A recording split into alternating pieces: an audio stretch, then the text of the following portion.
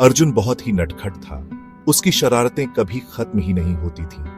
कभी वह अपने दोस्तों को डराता तो कभी घर में कुछ न कुछ गड़बड़ करता रहता। वह हमेशा शरारतें करता रहता था। उसकी हरकतों से घर वाले परेशान हो जाते थे, लेकिन अर्जुन को इससे कोई फर्क नहीं पड़ता था। पढ़ाई में उसका मन बिल्कुल नहीं लगता था। माँ बाप कितना भी कहते, पर वह अपनी आदतों से बाज नहीं आता था। किताबें उसके लिए बोझ जैसी थीं और वह हमेशा उनसे दूर भागता था। टीवी देखना और वीडियो गेम खेलना, यही तो उसे अच्छा लगता था।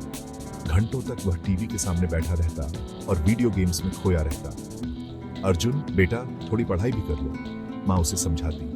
लेकिन अर्जुन की दुनिया तो बस टीवी और गेम्स तक ही सीमित थी। हाँ माँ, बस एक लेवल और। अर्जुन टीवी स्क्रीन में खोया रहता। उसे समझाना बहुत मुश्किल था, क्योंकि उसकी शरारतें और खेल ही उसकी असली दुनिया थे। जल्द ही स्कूल में अर्धवार्षिक परीक्षा आ गई। यह समय सभी छात्रों के लिए बहुत महत्वपूर्ण था, क्योंकि यह उनके पूरे साल की मेहनत का परिणाम दिखाने का समय था। अर्जुन ने पढ़ाई तो की नहीं थी, सो परीक्षा में उसके बुरे अंक आए। वह जानता था कि उसने अपनी जिम्मेदारियों को नजरअंदाज किया था और अब परिणाम भुगतने का समय आ गया था। रिपोर्ट कार्ड देखकर माँ बाप बहुत चिंतित हुए। वे समझ नहीं पा रहे थे कि अर्जुन की इस स्थिति का समाधान कैसे निकाला जाए। उसे केवल 45% अंक मिले थे।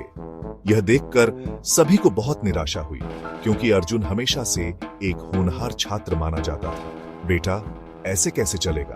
पिताजी ने पूछा। उन्होंने अर्जुन को समझाने की कोशिश की कि जीवन में अनुशासन और मेहनत का कितना महत्व है।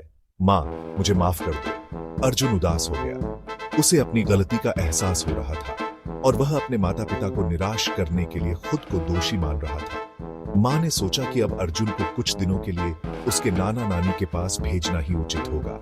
शायद वहां का माहौल उसे फिर से प्रेरित कर सके और वह अपनी पढ़ाई पर ध्यान केंद्रित कर सके।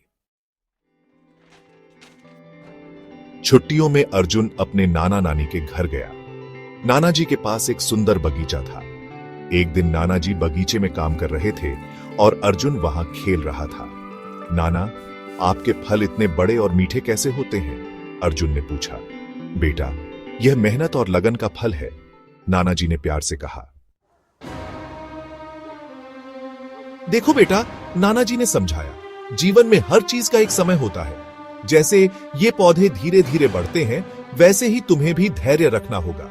जैसे मैं रोज इन पौधों को पानी देता हूं, खाद डालता हूं, वैसे ही तुम्हें भी अपनी पढ़ाई को नियमित रूप से करना होगा। पौधों को समय और देखभाल की जरूरत होती है, तभी वे फलते फूलते हैं। वैसे ही तुम्हारी पढ़ाई भी है। अगर तुम रोज मेहनत करोगे तो तुम्हारे परिणाम भी मीठे और रसीले होंगे। तुम्हें अपने लक्ष्य को पाने के लिए निरंतर प्रयास करना होगा। नाना जी की बात अर्जुन के दिल को छू गई। उसने महसूस किया कि मेहनत और धैर्य से ही सफलता मिलती है।